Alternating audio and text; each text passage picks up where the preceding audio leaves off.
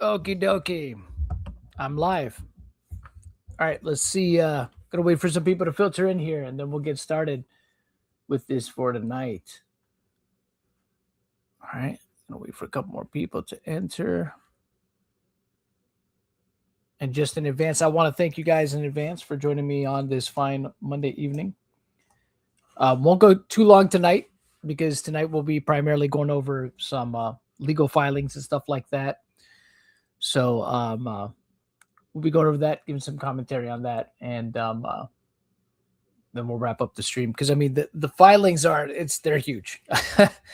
this this lawsuit that Bam filed against Reckless Ben, it's yeah, their filing is insane. It's probably the biggest filing that at least I have personally ever seen. I'm sure there's been other lawsuits that are way bigger, but at least for me personally, lawsuits that I've looked through and gone through, it's definitely the biggest one. This is going to be the biggest one that I'm taking on as far as like actually going through each page and stuff like that. So this is probably going to be a multi-part series over a few nights. What I'll probably do is in between, I'll go back to some of the body cam footage that we might have not covered here on the channel, go over some of that. Tonight, this will be, legal filings. Tomorrow could be back to body cam or legal filings, just depends. But I'll probably be jumping back and forth between the two because it is a lot. It is quite a bit of stuff. And yeah, for now, at least, I want to take a break from all, watching all these videos of Josh and Ammon and whoever else is a part of that little crew there. I'm just tired of hearing them lie. So now I can just see their lies in print. Some of their lies in print. So that'll be fun. And we can comment on that. I'm sure that'll be just as grating. But I want to see if some of the things that they put in these filings are as outlandish as some of the things that they are claiming in the videos. My guess is they will be. My guess is they will be putting some of these things, some of the causes of actions and some of the things that they claim to have happened in those videos that we've seen. I have a feeling they're going to be in these filings. So we'll get started here shortly. And let me go ahead and show you guys here. So this is what we're going to be going over here tonight. Let's see. Make sure this is it. Yeah, I believe this one's it. So this is the one. This is the one, folks. This is the one between Bricks and Minifigs. The one, the heaviest one here that they're suing, as you can see. We'll look at it right here. So you see Bam Franchising Incorporated, a Delaware corporation, Ammon McNeff, an individual, Matthew McNeff. So I believe that's Ammon's brother. An individual, Josh Johnson. We all know who that is. An individual, Brandon Best, an individual. We all know who that is. Baker Bricks LLC. Baker Bricks LLC, I believe, is the LLC that's registered to Brandon and Josh, if I'm not mistaken.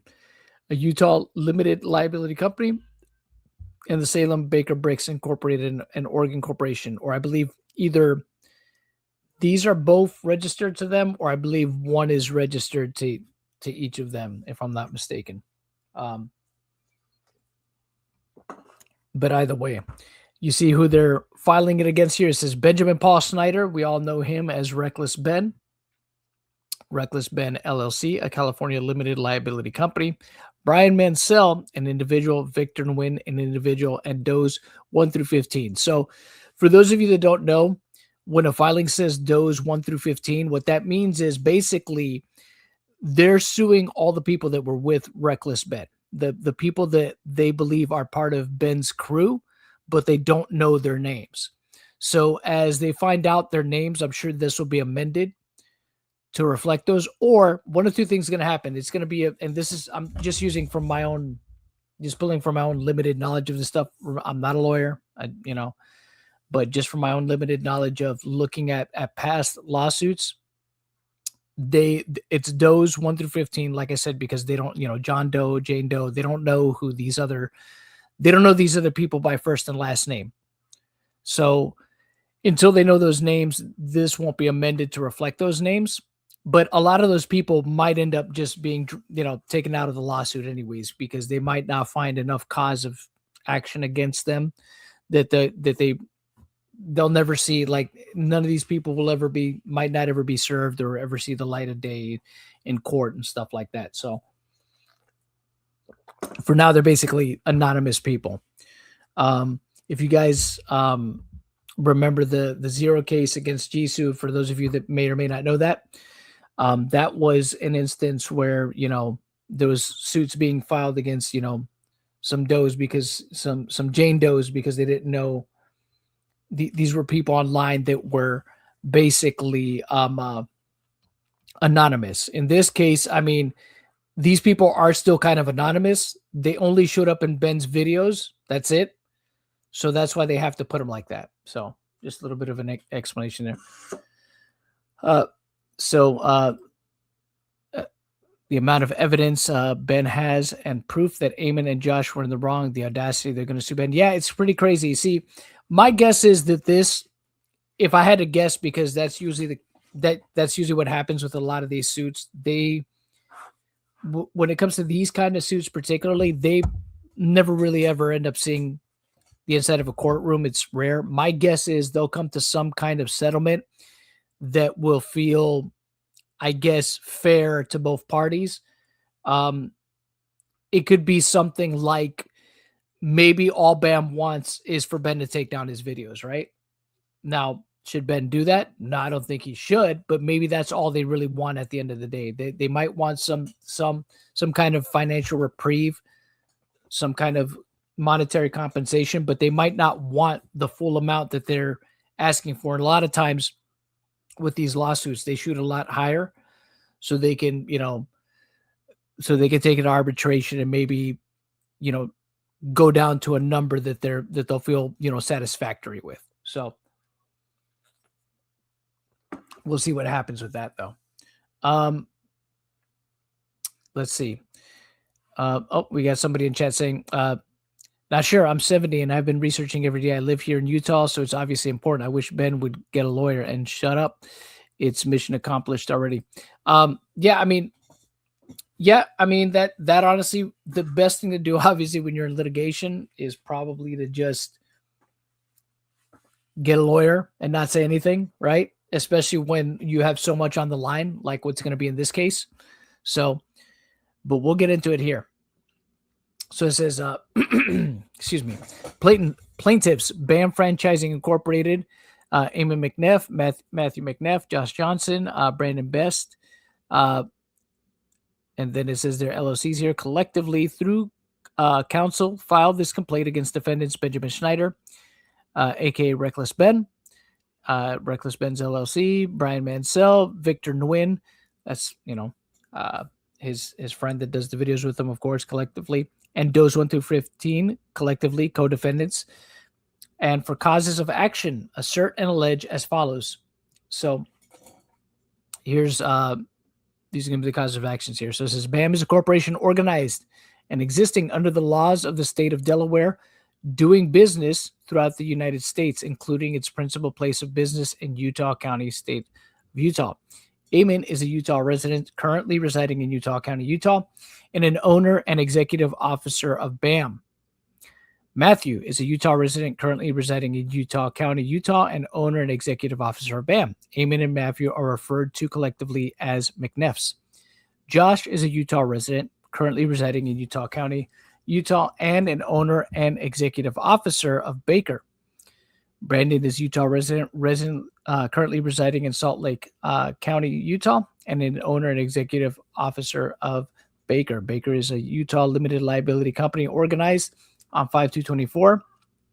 Salem, Baker, and Oregon registered 11/15/24, and an authorized franchisee of BAM and engaged in business in the state of Oregon, and also doing business in Utah County, Utah. Upon information and belief, Schneider is an individual who resides in or around Los Angeles, California.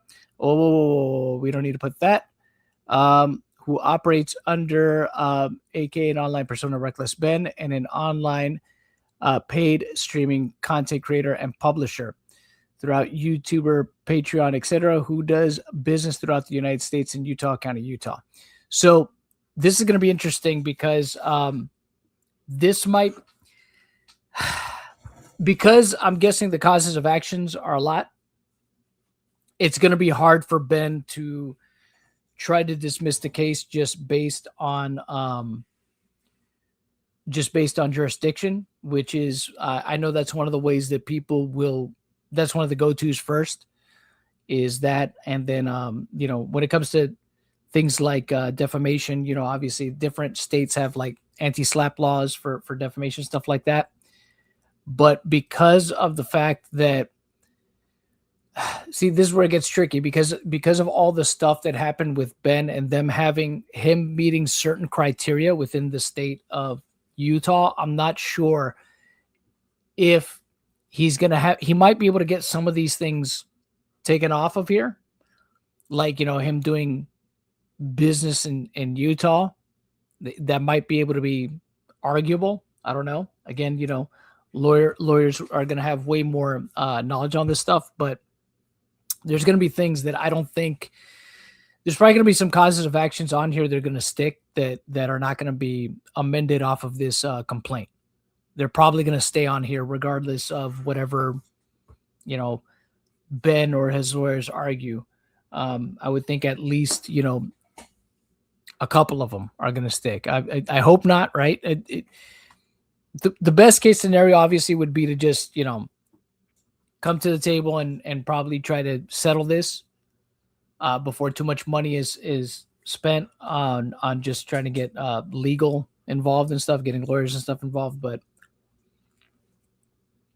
hard to say. I mean, but I'm pretty sure that Ben, if he takes it to crowdfunding, he's not only going to get whatever goal he decides to set for himself, he's probably going to surpass it. And I'm sure that people will be willing, because of this story being so big now, I'm sure people will be more than willing to continuously donate and make sure that he can keep this going as long as possible. I can see a scenario where the litigation keeps going for as long as possible. This stuff is not going to be short and sweet. Usually with cases like you're talking minimum like 2 years, talking minimum of 2 years of dealing with this kind of stuff.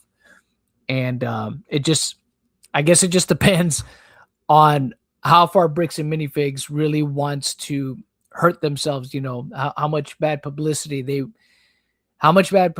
want to get until this really isn't worth it for them anymore. So, but let's continue to go over this here. So, all right. Okay, upon information belief, reckless spend is organized under the law, state of California, with the principal place of business.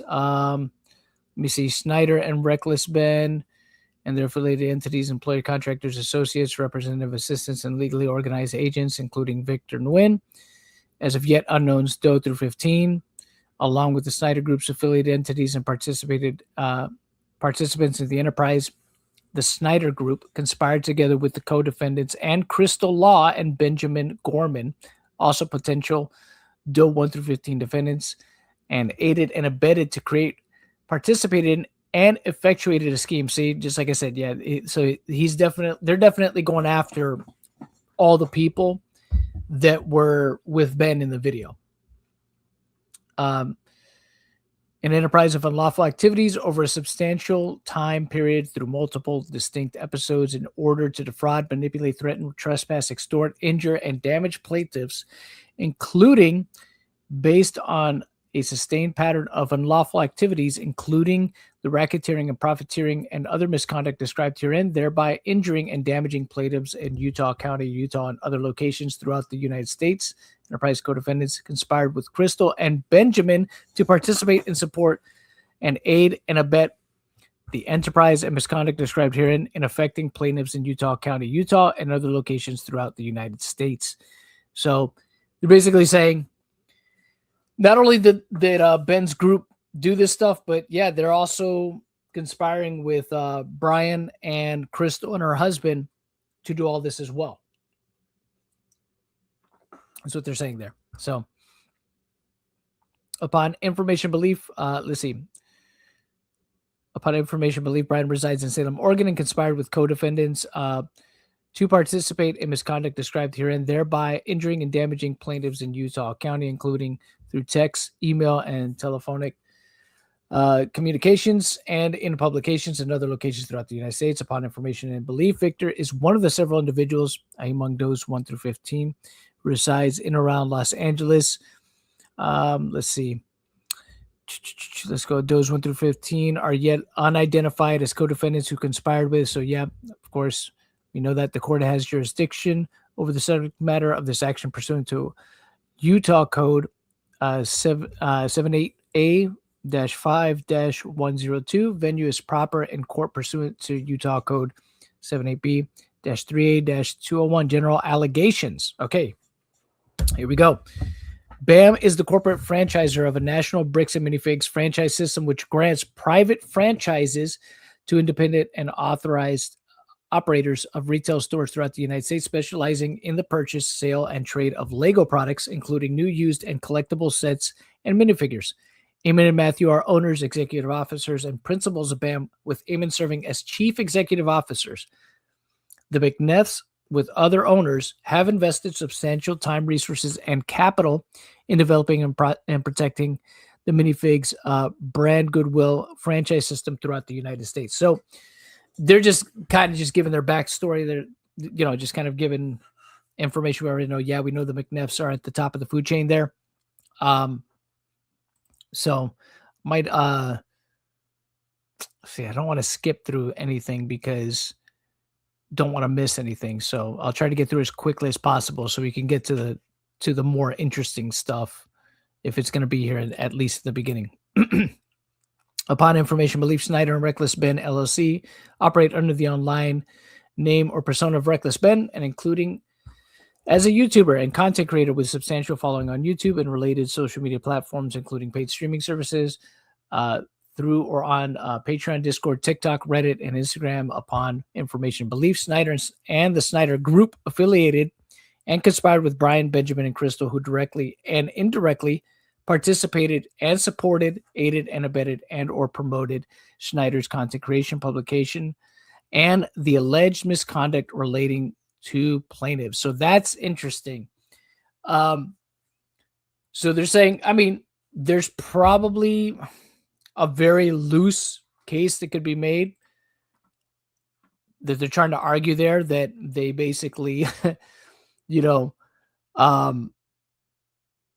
that they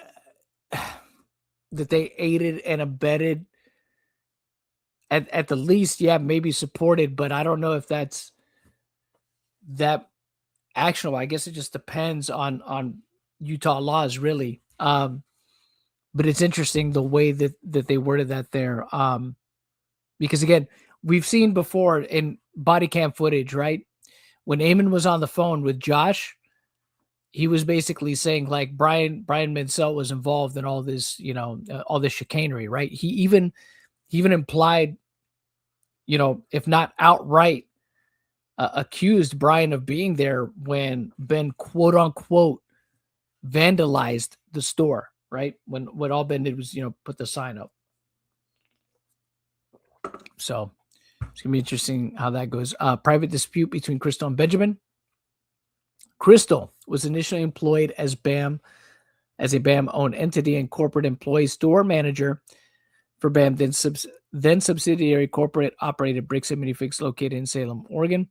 During her tenure, she expressed interest in becoming a private franchisee as the owner with her husband, Benjamin, of Banff Salem, One LLC, Salem LLC, and individually, and in purchasing the Salem, Oregon store she managed, Banff agreed to her proposed private franchisee affiliation and purchase transaction with BAM's established franchise agreement, structured pursuant to terms of a written 2623 franchise agreement, FA, between BAM and Salem LLC, Crystal and Benjamin, and a 223 business and asset purchase agreement, APA, between BAM and Crystal and Benjamin. The APA confirmed a closing date of 2/2/23, and Section 4.1 directed that Utah law govern in Section 10.3 required Crystal and Benjamin to timely pay purchase price, installments, royalties, and other considerations to obtain landlord consent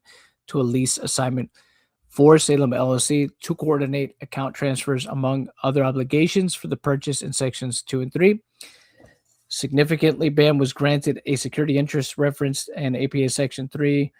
So this is all in reference to their franchisee agreement, which I'm wondering if they'll have. I'm sure that So they do have snippets of that in this documentation. So that's good. The established BAM senior claim let me see. I'm sorry, I missed this part. All accounts, chatted paper, general intangibles, inventory, and equipment of debtor, Salem LLC, Crystal and Benjamin, now whether now owned or hereafter acquired, located, used, or arising in connection with the operation of Salem LLC. This established BAM senior claim to and or lien respecting in an inventory and accounts and other collateral. Section 2.3 similarly directs that buyer, Crystal and Benjamin, shall be responsible for and shall pay all liabilities of the business incurred from and after the closing date. So I think that was one of the big arguments that was being made, right, by Ammon, is that also I think he kind of let that slip, that basically that she violated her agreement. My assumption is, and this is also, I guess, according to even Crystal herself, I mean, they kind of fell behind. They weren't able to pay. And that's when they were basically, wanting out of this, right? So buyer Crystal Benjamin shall be responsible for and shall pay all liabilities of the business incurred from and after the closing date. Section 8.2 mandates that buyer Crystal and Benjamin shall indemnify and hold harmless seller BAM from and against and pay or reimburse seller for any and all costs, expenses, losses, damages, and liabilities, including attorney's fees and expenses suffered by the seller, to the extent resulting from and arising out of incurred with respect to liabilities of buyer arising out of, relating, or in connection with any claim brought against buyer relating to the assets of business operations from and after the closing date. And then you see they actually show, part of their franchise agreement that they had with Crystal and her husband. And they have it highlighted here. So you see, you acknowledge and agree that the reputation and goodwill of Bricks and Minifigs stores are based on and can be maintained only by providing a high quality, courteous, safe and fun experience. Therefore, you agree that your store will use or offer only services, products, and merchandise as set forth in the operations manual or as otherwise approved by us, and may be periodically modified by us in our sole discretion. So we also see franchise further acknowledges that we have spent considerable time and effort in developing the products, services, processes, methods, and technologies used in the operation of a Bricks and Minifigs business. Accordingly, franchisee acknowledges the franchise is required to sell and use only approved products, supplies, vendors, and suppliers that include, but is not limited to, the new and used Lego building bricks, Lego minifigures and accessories, Lego play sets, pre-approved, non-Lego branded, and Lego compatible products, apparel, Lego event and or season-specific merchandise, promotional and advertising materials, in addition to supplies such as packaging materials for the operation of the store. Franchisee is prohibited from selling any non-Lego branded products or Lego compatible branded products not approved by us. Franchise will provide franchisees with a list of pre-approved Lego branded and Lego compatible products that franchise is authorized to offer. Sell in the store. Franchisee agrees that we may periodically and upon written notice add to, modify, or change such approved products, supplies, vendors, and suppliers. Franchisee agrees to promptly accept and implement in the operation of the store all such addition, modifications, and changes at the franchise expense. In addition, franchisees acknowledges that to ensure the consistent high quality and uniformity of products and services provided by Bricks and Minifigs, Franchise businesses, franchisees must purchase products, supplies, point of sale systems, computers, software, cash registers, camera and security systems, marketing and advertising materials for use in the operation of a bricks and minifigs from franchisor, its affiliates, or approved vendors who demonstrate to franchisors continuing satisfaction and ability to meet franchisors' standards and specifications. So, just a lot of legal talk. So, Aura's here. Aura, welcome to the stream, buddy. What's up? What's going on? Through this initial filing here, and just seeing what it is that Crystal agreed to here. I was gonna say, is this Bricks and Minifigs lawsuit to Ben or to Crystal? To Ben, but I do have her lawsuit as well, and we could probably go over that on another day. So, do you think they put this page in here because Ben? I don't know, because why are they establishing relationship contracts with the prior franchisee owner? So, because they established in this legal document that there's a conspiracy that includes Crystal, even though Crystal is part of a different lawsuit. What's interesting, though, is Crystal is mentioned in this lawsuit, but she's not named as a party they're suing because there's already litigation between them and Crystal. So I guess, the only ones that are named in this particular lawsuit is Ben, Brian Mansell, Ben's friend, the guy who appears with him in the videos, Victor, and then it says 15 other does, which is basically the people that appeared, all the people, everyone whose information they got, like everyone's information. Well, everyone who appeared in the videos that they probably don't know their names, right? Or don't know their full information, so they put them as does in this lawsuit. So they intend to go after all of them. Even the people. I don't think that's a smart move. I don't think that's a smart move, but whatever. I don't think so either. So, I mean, just in a PR standpoint, I don't know how much ground they have. I can only assume they put this in here to explain, or at least show proof of prior franchisee owner contract or whatever. Because I don't think any of that shit was breached, so I don't know why they added it in there. That's why I'm curious. Well, they're probably just establishing. So Crystal might have, in the sense of, because they do establish that there were fees that needed to be paid. And I do believe that Ammon has said publicly that she never finished paying those fees. So that could be, and that she kind of fell behind. Well, didn't they expedite her out of there? Well, yeah, and that's part of the reason why they, or it's what they argue why they expedited her out of there. Oh. So, I guess we'll have to see. Like, once we go over her case, I guess we'll see a little bit more what it is. Because she did kind of also say that she was in debt. So that is probably that part of it is probably true, right? She probably did fall behind in what she owed them, and that's why she was trying to give up the store, because she's like, I can't afford it. I'm too much in debt. So I see. Yeah, so that might actually be true. We'll have to see how that plays out. Let's see. My bad. Let me see. To be clear, APA section. Okay. Let me see. Approval and consent of either party. The party shall make a written request thereof, and the approval and consent shall be obtained in writing. Okay. Despite the foregoing plain requirements, Crystal and Benjamin materially breached their obligations as required. See, so that is what they're arguing. Yeah, as required by. As required, APA payments were not completed. So this might, like I said, this is probably what they do. The only thing that might actually be true, and I only say that because Crystal did mention the fact that she was in debt. I'm probably getting ahead of myself, but what is it? I'm sure we got to finish reading it, but I'm just that's kind of a separate issue.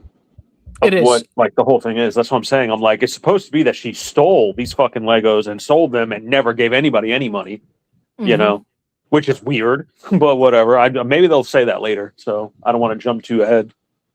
Yeah, I'm sure there'll be something like that here. So because I feel like this is for the separate lawsuit, but whatever. Keep going, John.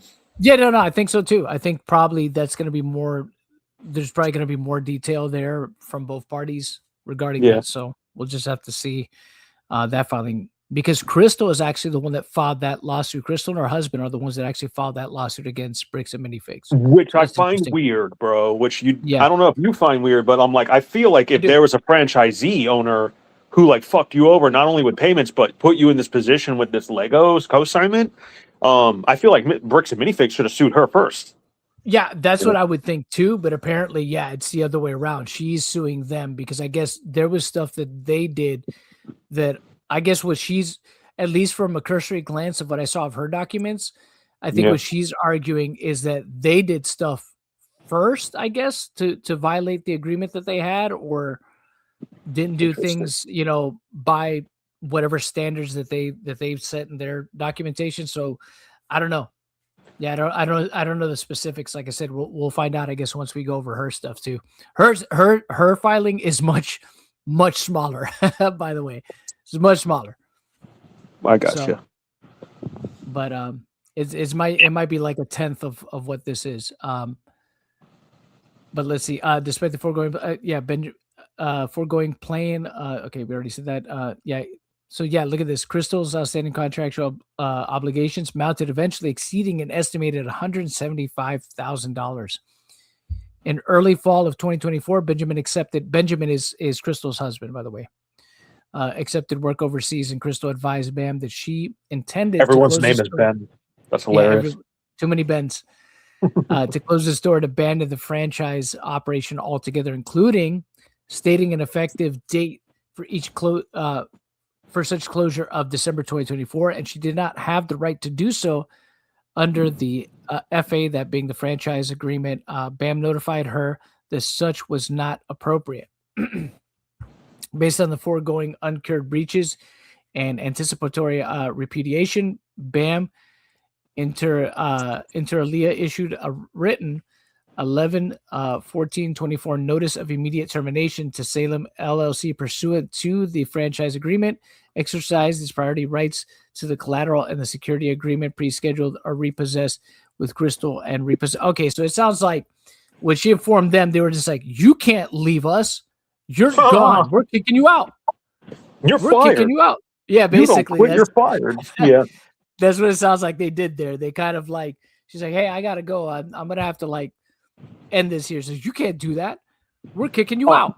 So now that you bring that up, John, like, was it you and I the other day? Like, I don't know if we're listening to something or just speculating or whatever, but like, weren't we talking about kind of they expedited her out and had like Josh and Brandon? Brandon. Yep.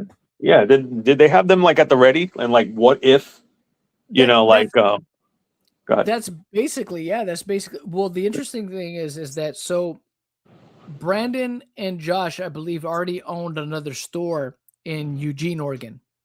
Mm-hmm. And they both, they know Ammon, don't they?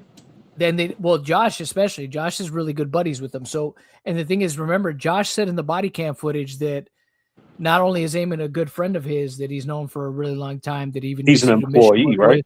But he also says this in the call to, I believe, Officer Tonga.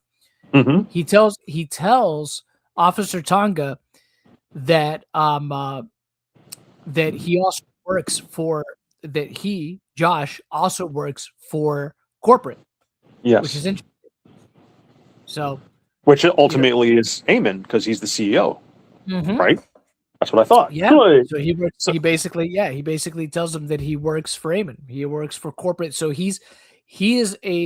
apparently he's a franchisee, but he also works for corporate. So that's interesting. I wonder how. Well, it's also interesting and very coincidental that, these two, with their friendship the way it is, Josh, along with Brandon, obtained this one franchise that has this particular co-assignment with these rare Legos. You know what I mean? Too much coincidental shit is falling into place. This doesn't seem like an accident, is what I'm saying. Yeah, and that's the thing. It and I have to look more into. Supposedly, it's allegedly the largest recorded Legos vintage Lego Star Wars collection. I don't know if there's like an actual Guinness record on it. That'd be interesting to see if there is. But yeah, I mean, I'm sure that word got around of that. There's no way that I find it hard to believe that these guys owning Well, another bricks and minifig store didn't know that the inventory in there was like it was gold. It was basically like well, the corporate Fort had to Knox. know. Corporate had Yeah. to know because they had Oh to know yeah. about the co-assignment. So, you know what I mean? Like corporate had to know. So and that's what I'm saying. And who's corporate friends with, or at least Ammon friends with? Josh. And then Yep. who ended up taking over that franchise? Brandon and Josh. Like it's just fucking. It's too close. You know, I could be totally wrong. It could be total conspiracy, but like it just everything unless everything is like a super coincidence, it all just fell into place very weird from I don't know. And that's what I thought. That's honestly what I thought too from the beginning too, because it seems a little. Imagine, they tell you, hey, do you want to take over this store? And it's like, well, which store is it? It's the store with the Star Wars Legos. It's like, oh, yeah, let me get Yeah. that one. You know what I mean? It's just like because of all the stores, right? It could have been any other store. I mean, this store also happens to be in Oregon, but the thing is, it seems like everything just seems way too convenient. It seems way too convenient. It's just like they happen to take over the store that's got again where I believe, and again, this is something that would probably need further substantiation, but like apparently that collection was either close to or was like half of that store's entire inventory, which is insane. Mm-hmm. So it's like, yeah, if you want to get all the best, discontinued Star Wars Lego sets, this is where you go. You go to this store. And I'm Mm-hmm. sure Word had because again, Crystal put it out on social media. She blasted it out on social media.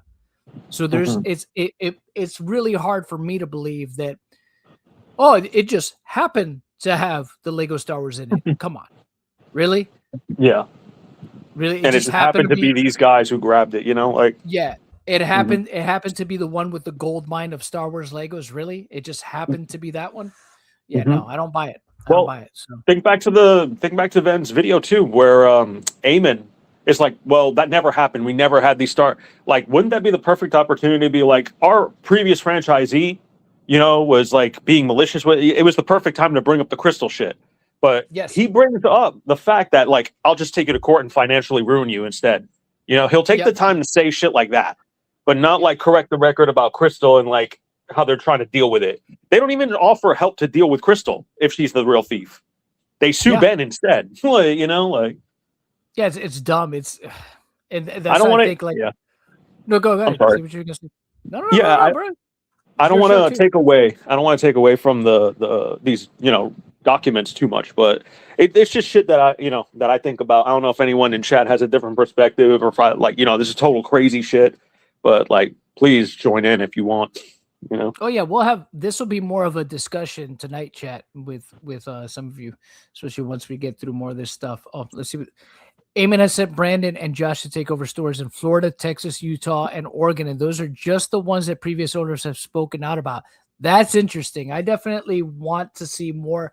Like, I would love to speak to people whose stores have been taken over by these guys. Because if these guys are like their personal, like, muscle, so to speak, like they're like, hey, you guys go and evict those guys, right? Like it almost seems like they're like the thumb breakers for like bricks and minifigs, like the shakedown guys. Well, think Like about how.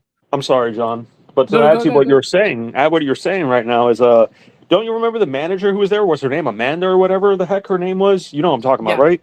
yeah, Yeah, yeah, yeah. look at how she behaved for them. Yeah. Look at how she behaved. She's like, you have to get the owner. I'm not giving you his number though. You know what I mean? Like putting people through hoops for these things. I'm sure Yep. that's what she was instructed to say. Mm-hmm. So Absolutely. Yeah. yeah. So it's gonna be interesting to see. Like, and again, I would think that what this person mentioned, if that's true, if that's like, if there's proof of that, that I would think is going to show up in Ben's responses to this Mhm. lawsuit. Yeah. They're like, hey, these guys have a history of like shaking down, other franchisees in a similar fashion and Well, trying just to, anybody. yeah, They did that. They did that to Crystal. They did it to Brian, I think, and they did it to Ben. We saw they did it to Ben. yeah. Oh, yeah, in real time. Mm-hmm. So, Okay, like, so that's what I'm saying. I'm like, there's at least 3 incidences, and it's all from the people being sued, like they said they were going to do. You know, they're just pretty much making good on their word. Like, they're just going to drag this shit out in, court. And it looks like yeah, that's exactly what they're doing. So, yeah, that's what I think so too. Yeah. Accepting only, respecting, and foregoing unpaid lease, BAM did so as a bona fide purchaser without notice of any third-party claims or liens of any kind, including Crystal and Benjamin's undisclosed and alleged 11/23/23 consignment agreement with Brian referenced infra. Prior to and at the time of repossession, BAM's representatives Brandon conducted an informal and video inventory of Salem LLC fixtures and inventory while he did not locate or identify any products that was identified or consigned or not owned by Salem LLC. Okay, this is bullshit. This is yeah, the I first was going lie, to say, guys. yeah. This is the first lie that we I have was here, right? Well, didn't they say otherwise as well when they made a public statement? This is different from what they said. I know they made a statement before, but didn't they say that they had everything like there and everything like that? No, I couldn't. no. So here's the thing. So that story has changed a couple times, right? That's what I thought. Yeah, That but they did say it's that though, right? they've at different points. So the story by Josh at one point was like, that store was empty when we got there. And that's basically what's being said here in this document. It's just like the stuff that was supposed to be there was not there. Right. Mm-hmm. But then it's like, oh, well, it was there, Mm-hmm. but there was only a little bit of it there, not this high value stuff that they're talking about. It was only Right. just a little bit of Legos. Actually, Crystal stole it all. Well, yeah, I And get then, you. so the story always changes. Yeah. So see, so while he did not locate or identify any product that was identified as a consigned or not owned by Salem LLC, he concluded that the maximum value of any residual inventory was less than $38,000. Yeah, that's Bullshit. awfully convenient. That's awfully Mhm. convenient that the guy that you sent to basically appropriate the store from these people, right, says, if there was any, then I would assume it's no more than this much. He throws out this figure, right? Right. Less than $5,000 worth of Star Wars Lego product could be located and identified in the entire residual Salem LLC on-site inventory. But remember, Josh said, store was empty when I got there. Yeah. The store was empty when I got there. So there wouldn't even be this, right? There wouldn't even be the less than $5,000 worth. So that's what I mean. It's just like, this is where they're running into the first problem here is the inconsistency. Keep in mind too, John, the ring camera footage where corporate showed up and said that the co-assignment will be taken care of by Brandon. Brandon never disagreed. And, there was no be like, where is all this Lego? That's what I'm saying. I'm like, there's more shit against them than what they're saying. Like, way more. And it makes me wonder if again, I'm wondering, hold on, let me go back up. We're on page 9 right now, but I want to go back up real quick just to check something. Because I didn't see the date it was filed. Usually there's a date of when these are filed. Pretty sure I went over it, but just to I'm wondering what specific date it was that where they filed the thing. Yeah, where they filed this, because I'm wondering if they filed this before Ben's video came out. Or if they just, they had already racked up so much here. Yeah. By the time Ben's video came out, it didn't matter. They didn't go back and amend it. You know what I mean? Yeah, I was going to say they probably forgot. They probably might have forgotten to amend it, Because it's 300 pages, John. And they're trying to sue like 30 people. Like, yeah, it's insane. Yeah. Okay, so it says here. Okay, it says they're stupid. Sorry, go ahead. The BAM requested access to and the copies of all relevant business records be provided by Salem LLC, which Crystal and/or Benjamin refused to provide. Whoa, hold on, wait. Benjamin. I'm sorry, go ahead. Oh, wait, Benjamin, her husband. Sorry. Her husband. So they're saying that she refused to provide, including inventory reports, agreements, and financial statements. See, and this is okay. But fuck it. Go ahead. See, so we see in the video that she's asking the ring camera footage. Yeah, the ring. But you know what? Here's the thing, though. We and I hate to say this. Mm-hmm. In fairness to the other side, that being, their side, right? Yes. We do only see camera footage in the context of Brian's stuff, right? Yes. Yeah. So there is other context that is probably missing in regards to other things, but even still, right? Even with that Mm-hmm. little bit of context of just Brian stuff, Mm-hmm. I still think it looks bad for corporate because they do acknowledge that they're going to take on the consignment, and they do also kind of. She does say, at least in terms of, she was smart enough to say, at least in terms of covering her rear in that footage, by saying, well, hey, look, Well, if I don't get these receipts and stuff, I can't pay this guy out.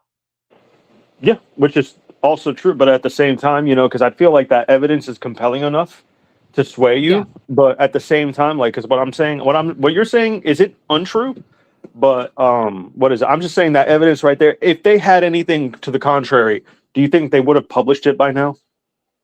Yeah, I think it would have behooved them to, but then again, if they want to play their cards close to the vest, they might be saving it for court. But the thing is also is, again, they didn't do themselves any favor by just kind of rushing her out of the store, because it gave her, let's say like, if Crystal's as bad as they're trying to paint her out to be, right? That she's the one that screwed Brian, right? Mhm. By them just like kicking her out, they gave her an out. You know what I mean? Yeah. From a lot of the responsibility by kicking her out instead of just Well, figuring yeah. out the inventory with her. So it's just like, so even if she does have some responsibility in Brian getting screwed, right? Hmm. They kind of shot themselves in the foot Yeah. by just getting her out of there quickly and not going over the inventory stuff with her right then and there, or getting Brian in there to just figure it out as soon as possible. No, yeah. And then, like, on top of that, them changing their story doesn't help either, because that's what I'm saying. They've made responses to this, but they keep changing it. That's why I brought up if they had anything, because I'm like, I know they'll say something if it saves face. Like, look at the police department. They're saying all this types of shit, but it doesn't help them. It makes them look worse. Oh yeah. So absolutely. I think it's the same thing with this. Like, Ammon is on camera threatening legal action and financial ruin. Like, and I see evidence of that, but every time they say something, they change their story all the time, and they don't really show any. Like, Josh shows footage, right? Oh, this guy tried to break into my fucking house, didn't break into his house at all. That's what I'm saying. They keep saying they have this, they have that, they have this. They don't show it, and when they do, there's nothing there, and it makes them look worse. Yeah, And they're just lying. Yeah, it makes them look like the liars that they are, and it's embarrassing. I just can't help but feel like that they're just full of shit because of all this. So, but I do understand what you're saying. We shouldn't jump to conclusions, but fuck them is what I'm saying. How about that? Oh no, I still say screw them no matter what, because I know. I'm not saying, yeah. They made their bed, and now they're lying in it, because their whole reaction to the situation, their whole process, their missteps were huge. I'm just saying they got to do a lot of work, at least, to fucking get me to believe anything they say, because I feel like they're even lying right here. Like, we were just reading a false page, in my opinion. But yeah, I think so too. know. I mean, they're gonna have to do way more work, I think, than anybody else that they're lobbying accusations at. Like, they gotta have this bitch in 4D, like taking this shit, putting it in her skirt and leaving, like that type of shit right now. Sure. So. Yeah, I don't know. We'll see. They're gonna have to work like 3 times as hard as everybody else. So, let's see. Upon relief in her tenure, financials on or about Crystal entered an undisclosed and unauthorized private consignment arrangement with Brian, or his aging father, Eric, allegedly relating to inventory, alleged legal collectible sets, or purported but unsigned written 11/22/23 consignment agreement is attached as Exhibit 8, in which is between Brian Mansell and Briggs and Minifigs, Salem Kaiser. That's just the address of the store. Planes do not have a copy of a signed version. Though Brian has alleged it was signed by Crystal and Brian. At the time and until the present, Briggs was not and has never been a known legally registered entity. And in any event, Briggs is not Salem LLC, leaving Crystal personally liable for the terms of the 11/22/23 consignment agreement. Okay, so this is, again, here's where there's another lie right here. So they're basically saying that Josh that Josh and Brandon's LLC is not responsible for the consignment because they didn't, they had nothing to do with it. But what goes Technically true. with that, Yeah. which Yeah. is which is technically true, but also remember what Brian's consignment agreement said. It said that Brian would also have to sign on that basically whoever would take over the consignment, both Mhm. parties still had to agree to the consignment. So Brian would have to sign off on it, and presumably, Josh and Brandon would also have to sign on it for it to continue forward. They'd all have to come together and mutually agree. Okay, hey, you're taking over the store, so you're going to take over the consignment. Yes. Okay, cool. Let's sign Yeah. this. All right, we're all in agreement. You're taking over the consignment. That would have to happen first. But remember, The ring camera footage. the ring camera footage that kind of shoots them in the foot, where Key McAllister, who is a member of corporate, says Brandon is going to take on the consignment. Brandon's right there. Brandon doesn't say anything, doesn't say, no, I'm not, doesn't say, Yeah. oh, we're going to have to talk about that, doesn't acknowledge it. Again, could be because he just wanted them out of the store and was willing for them to hear whatever. And like you brought up before, or they probably didn't know they were being recorded, so it didn't matter. They didn't care to Yeah, address. bro, lying. Yeah, like we all take care of it. Yeah, right. Never did it. Yeah. Yeah. Yep. But the biggest problem there is that corporate, somebody Yeah. in the corporate office acknowledged the consignment agreement at that point in time. Yep. So at that point, they knew about it, and they said They acknowledged that it, bro. they acknowledged it, and that the new owners would take it over. That's their promise. Yeah. Their words. Okay. Importantly, in the purported consignment agreement, section 5. Just adding, John. Just adding. So therefore, it doesn't matter what fucking Josh and Brandon agreed to. Corporate agreed to it for them. There you go. It's over. Yeah. Well, remember, they were there as employees of corporate. Brandon was there too. Yeah, Brandon was there representing corporate as well. Yep. So yeah. So they agreed to it. So they're bonded to that contract. Yes. Yep. They acknowledged that, hey, they're going to take it on. So there it is. That's it. Importantly, in the purported consignment agreement, section 5, Crystal agreed and warranted that she has purchased insurance sufficient to cover the loss or damage of the Star Wars Lego, and agreed to store the Star Wars Legos in a manner customary in the industry to prevent damage, acknowledging she shall be responsible for all shortages, loss, or damage to the Star Wars Legos while in her control. But here again, once that consignment passed on, they were no longer going to be in her control. So sorry, go ahead. They were so stupid. Yeah, they should have. Man, yeah, they forgot. I swear they forgot they filed this shit already, and they just sent in like, "Oh shit, oops, the Second Amendment." Yeah, they took an AK-47 to their feet. And regarding the arrangement and storage, Brian has described the arrangement as follows: when Eric Mansell decided it was time to divest, he turned to his son, Brian Mansell. Brian knows more about his father's comic book and baseball card collection. He didn't feel confident in his knowledge of the Lego secondary market. He saw the sign for Bricks and Minifigs store while passing by North River Road, came in and asked the store owner, "What's up?" Oh my god! I have a crazy idea, John. Like fucking. Tell me about it. Do you know who the YouTuber Caleb Hammer is? Because I saw somebody in chat talk about audit. Oh my god! Oh my god! Ammon, Ammon McNasty or whatever the fuck his name is should go. yeah, Ammon McNasty. He should go fucking talk to. He'd get audited by Caleb Hammer. Oh my god! Like fucking. That'd be great. Yeah, that'll be his name here. His name is Ammon McNasty. He is Ammon McNasty. Fucking. He should go on and to the financial audit. Dead ass. Oh my god! He'll never do it. Could you imagine? Oh, I would love to see Caleb Hammer dig into him. He's like, so wait a minute. You're telling me you do this. You do know that when you guys agreed to the consignment. You're on the ring camera. I saw you. I saw you on the camera. Yeah. Agreeing to it. Agreeing to you guys acknowledged it. So why are you lying? Why are you lying? Get off my show, Mom McNasty. All right. My bad. Yeah. Okay, let's see. All right, so he saw the sign for Bricks and Minifigs store while passing by on North River Road, came in and asked the store owner, Crystal Law, if she could help. Crystal told them, even if we couldn't sell the collection, I would help him figure out how much it was worth because I didn't want him to get ripped off. And I think that's why he trusted me, Law said. The entire collection will be sold through Law's store, but first they wanted to put it all on display so the public can see it in its entirety. So basically just to garner interest and see.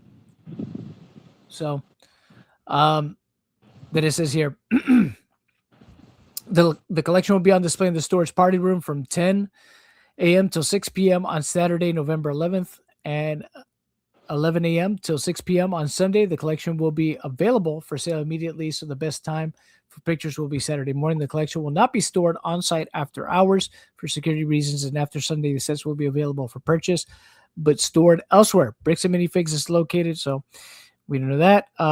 See informal transcript.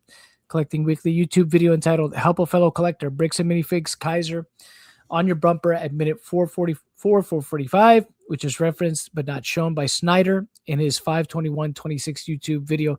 Well, I don't see how that honestly changes anything just because he didn't show that snippet, because he did show in the video, he did show the social media post for when they were in the store. So, I mean, you know, where she promoted the Legos being in the store. So I don't know why it would matter if he didn't post, you know, the video of it, but okay.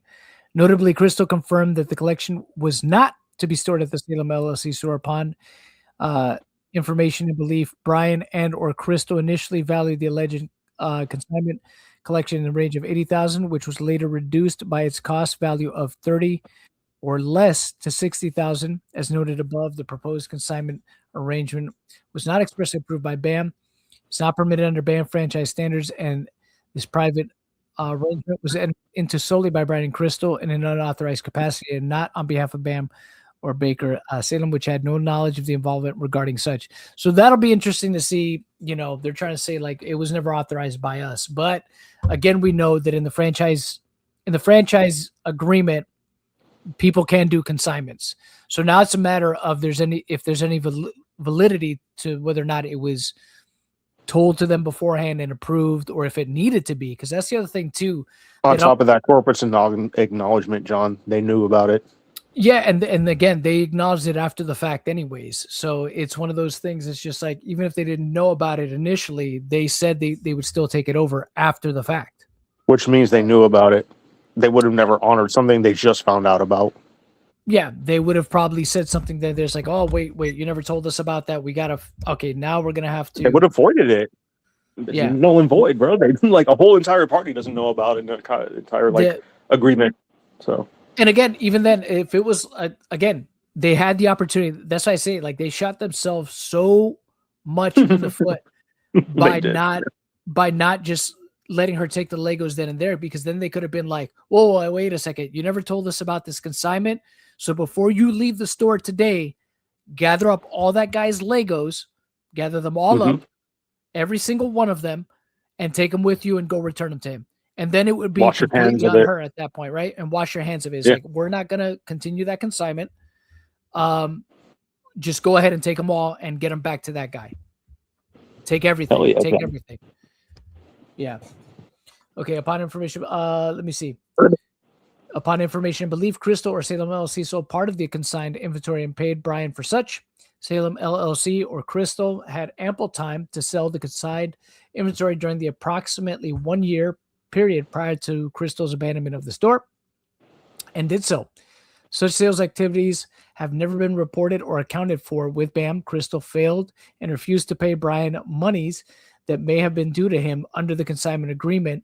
As noted, on or about 11/18/24, Crystal informed BAM corporate leadership that her partner had accepted employment overseas and that she intended to close the store, and she thereafter abandoned the store in connection therewith. BAM advised her that a closure was not permitted under the franchise agreement, including due to her unpaid royalties, defaulted asset purchase payments, and outstanding contractual obligations. Go ahead, Aura. I don't. How did you know I was going to say something? That's crazy. Anyway, I don't feel like that's true. It might be true, but I don't feel like that's true. It doesn't make sense. They said that she abandoned the store. Didn't they like expedite her out? They're on footage doing that. Like, isn't she asking for like records and shit? Well, yeah, remember, she did say that she had intended to Leave though, right? The country. abandon the store in the sense because she could no longer afford it and was Yeah, looking yeah. for a way. And she was basically looking for somebody to buy the store. To buy the but I store don't know. from Maybe her. To buy her out, basically. I guess I didn't take her literally when she said that. Maybe that was Yeah. my bad, I guess. Yeah, so she was looking for somebody to buy out the store, and she talked to them. And then, according to her, this is according to Crystal's site, she said that they were going to find a buyer and that they found a buyer pretty quickly and let her know that they had found somebody to buy out the store, essentially. Yeah. And then apparently what ended up happening was not that. It was these guys coming in and being like, you got to get out. You got to get out. You got to get out. You're fired. You're fired, actually. Yeah. You're fired. Get out. Yeah. Yeah. Bam thereafter notified Crystal that it would repossess the store pursuant to BAM's preserved rights regarding such under FA. When BAM representatives arrived for the scheduled turnover on or after 11/14/24, Crystal became uncooperative and interfered with the agreed smooth transition and refused to provide records and remove certain receipts, a high-value Boba Fett minifig, and possible money in the safe over Brandon's objection, and ultimately was escorted out of the store. The store was empty, looked unpresentable, and had been ransacked. As noted, BAM issued its 11/24 notice of immediate termination and assumed possession of the premises and all assets located within the store as part of lawful recovery action. Brandon was engaged as a contracted inventory inspector for BAM and was requested to inspect the inventory that the Salem LLC store at the time of repossession. After Brandon secured the location incident to the termination and completed the inventory, Josh expressed to BAM his interest in acquiring a franchise for the store location.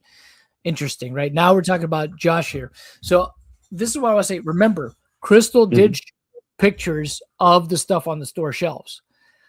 Now, is it possible that she could have taken those pictures and then taken the stuff afterwards? It's possible, but here's the thing. If she did that, right, this is where these guys are dumbasses, right? If she did that, they should have immediately taken video or pictures after the fact to show that she just cleaned out the store. So no matter which way, right? Let's say, again, if she probably should have went after her legally, right? Because she stole from them too, you know? Yeah, I mean, you would think they would have taken pictures. That they would have documented stuff too, right? That they would have documented stuff too to cover their asses, but they didn't. And that's what I'm saying. Like they did themselves a huge disservice by kind of strong arming their way into doing stuff. So if they did, if again, and that's a big if, right? If any of what they're saying is true, and obviously they haven't provided any receipts. Is it possible they might in these court filings? Maybe. Yeah. But they didn't do themselves any favors. Again, they just dumb.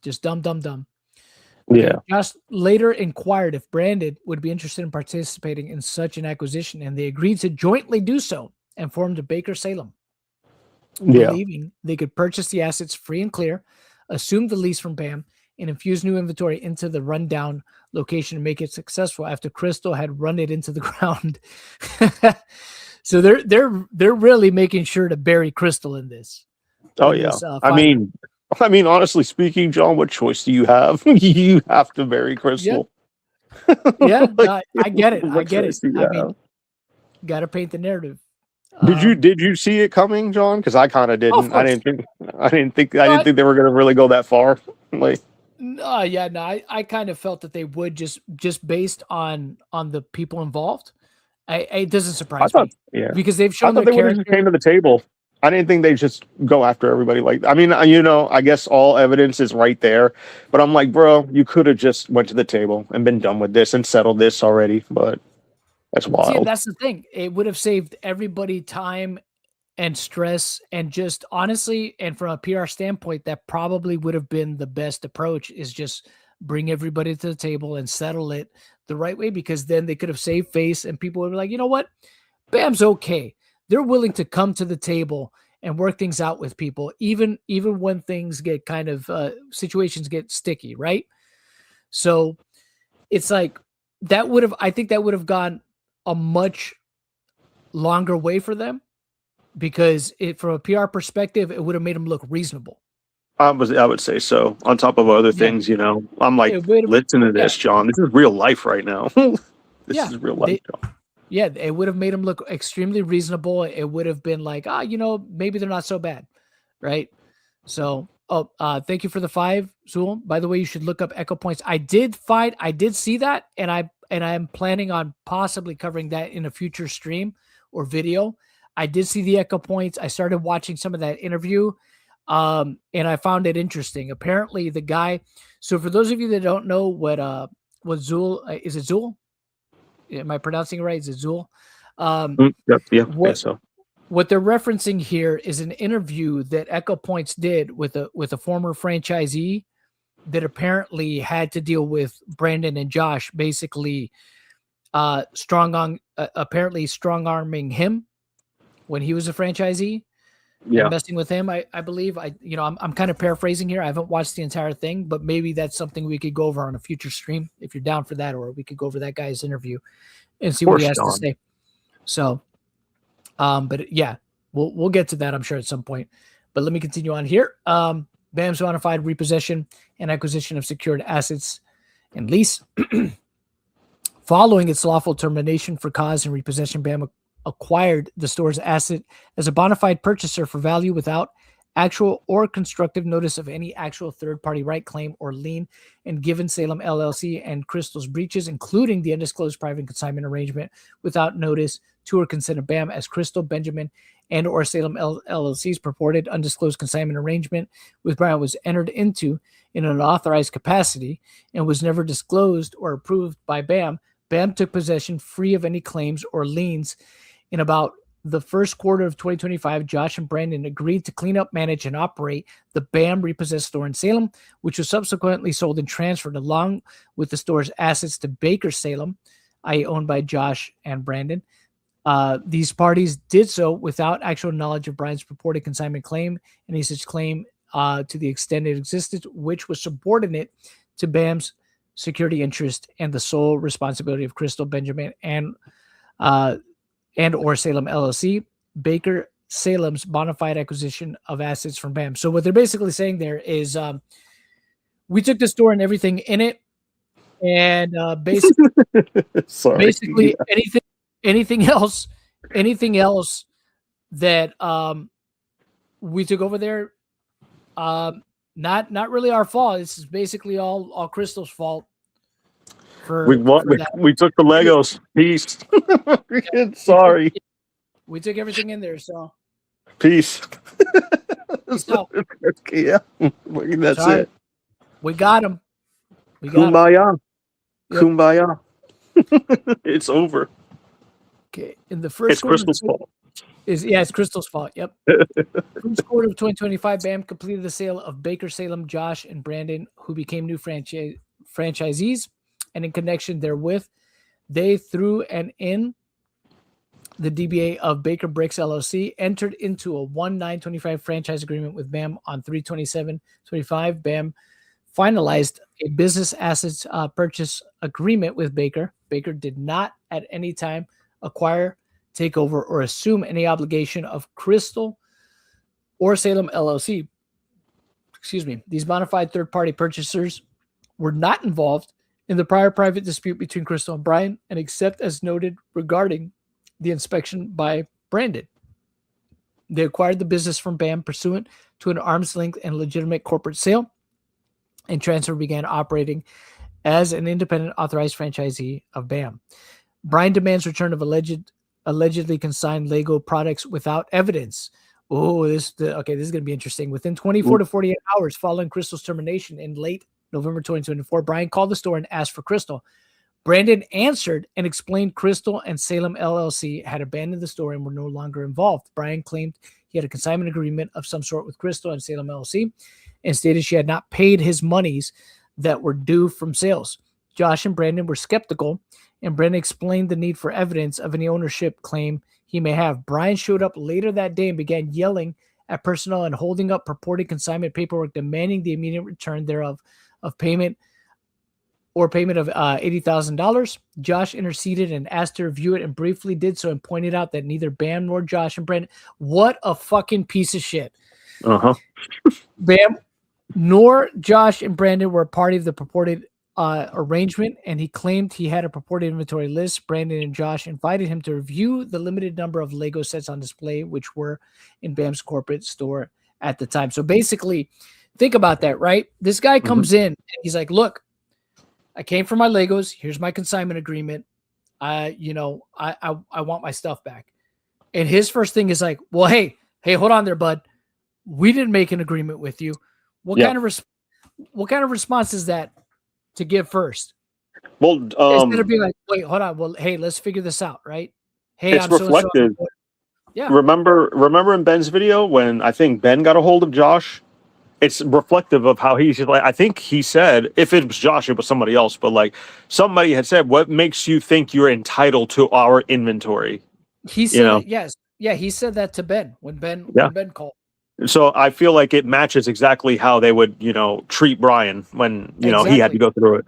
It's reflective of what I'm saying, Oh, yeah, 100%. Immediately went to, hey, we never made the agreement with you, instead of being like, okay, I'm not sure about that, but let me see your stuff. Let's see if we can figure this out, because we what makes you think you're entitled to our inventory? Wow. Immediately like, hey, that's not our agreement. That's not our agreement. Yeah. I never shook your hand. Yeah. Fucking asshole.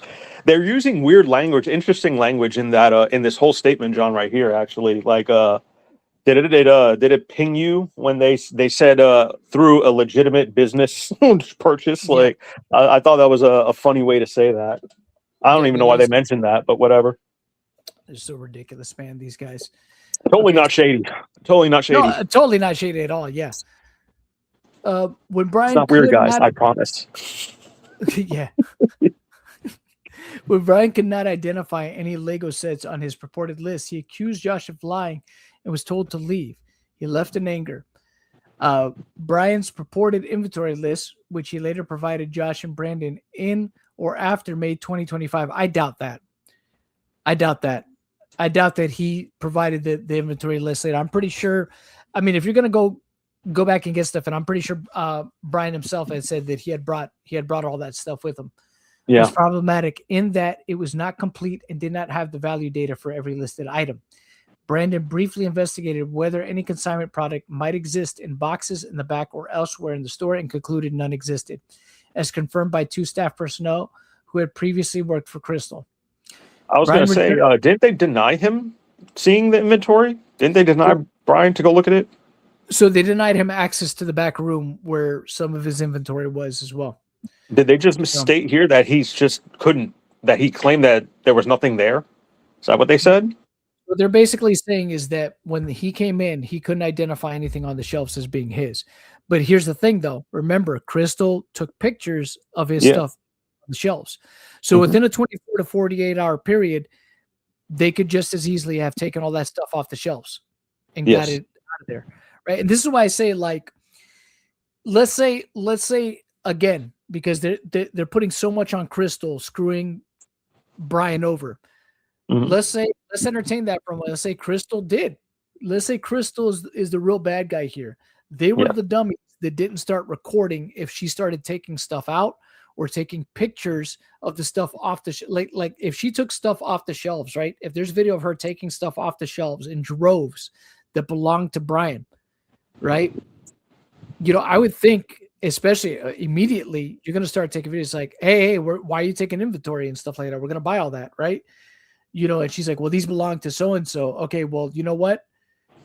If you take that stuff, I'm going to start videoing stuff or whatever. I'm going to call the police or something, right? If you think that she's taking stuff out of the store that's not supposed to leave the store, I would think that you would take pictures of that, right? You would do something to document so that. So what you're saying, you're basically saying there's no actual data record that we've seen that proves anything of Crystal being a thief. Exactly. Yeah. There's no fucking footage, no timestamp, no dip in profit or some shit, There's nothing that we know of. I mean, they're saying that Because there's I'm 3 like, different inventory sheets that, mhm. Crystal was using a non-company email to track. I mean, who knows? I mean, there could be. Look, it's very possible that, again, it's certainly within the realm of possibility that Crystal could be responsible too for Brian losing money or Lego sets. But the problem, again, like I said, the biggest problem with what Brandon and Josh did is that they didn't decide to document anything themselves for just in case. Just in case, because I mean, look, you guys are taking over a store from somebody else who, if you think that this person is dubious, you think they're suspicious, whatever, Yeah. you might as well start taking pictures yourself and filming stuff yourself too, just to be like, you could cover your butts and also send it to corporate and be like, hey, this is what happened when we took over the store. This is But the like, stuff that was in here when we yeah. got here. We made sure to take a video as soon as we walked in to show everything that was on the store shelves. We made sure to print out all the inventory, send pictures of it. You can see the timestamps on the email. You can see you can see our metadata timestamps on the pictures. Well, that's You know what I'm saying. I mean? Unless they're keeping that data or that information deep in their pocket, Yeah. It's Yeah. like the Monster Reborn Yu-Gi-Oh card, John. Like, Yeah. Exactly. so So, but it's just, man, so bad. Brandon briefly okay, so we got to this part. Wait, please. Okay. Brian returned later that evening after closing with the police and accused Josh and Brandon of theft, which they denied. Josh and Brandon informed the police that Bam had recently repossessed the store and that they were unaware of and not parties to any consignment agreement. Up, that's a lie. another fucking lie. Brandon was there. Another lie right here. Brandon was there. Brandon Yeah. did know about the consignment. Brandon 100% knew about the consignment. So this again, and we covered this on the previous streams we were doing, where we're going over the body cam footage as well as the video that I made. Another instance where Josh or Brandon lie, or Ammon, right? Lie to the police. Straight up lie to the police. So let me go back here. Agreement did not knowingly possess any of the alleged property. When Brandon became belligerent, he was escorted off the premises by the police officer who concluded this was a private civil matter. That And ring camera footage alone really fucks a lot of this up so far. Just saying. I think so too. Because again, even if there's more context to the entire thing, the fact that they acknowledge the consignment and say that these guys are going to take it over, it really fucked them bad. Yeah. Yeah. I think that's all the context you need, is the acknowledgement that, hey, we'll that'll transfer over to them. They'll take it over, because again, it's an acknowledgement that they know that it exists, regardless of what. There's no way to change that. There's no way to change the fact that they know that it exists. So this is John, like you were talking about earlier, based on when this may have been filed, right? Imagine like Ben's video didn't come out, so they didn't know that the ring camera would be out there. They didn't know that existed. So this is already filed, you know what I mean? And like, it's too late. They can't do anything. It's already been filed, as a complaint or something. So like they couldn't prepare to amend it or something, or it wouldn't do them any good to do so now. Exactly. I assume that they filed it on the 28th of May because that's what it says here, even though it's not on the actual document.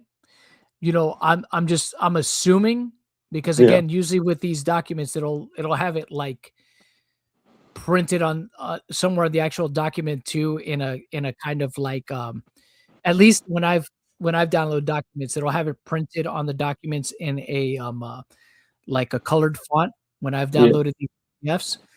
I'm gonna assume this was the filing date, but I can't. I don't want to say with 100.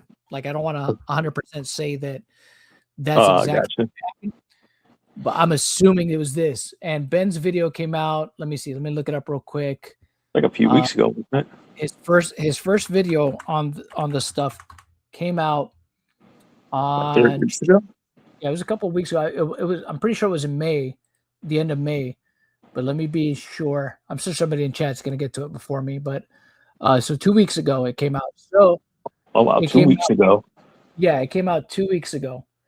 May 21st. So Ben's video came out before they made this filing, and they didn't amend Oh it. no! If this is the actual date of them doing this, Ben's video came out. Yeah, Ben's video came out 7 days before they made this filing, and they didn't. Oh, they didn't watch it, bro. They didn't watch this video.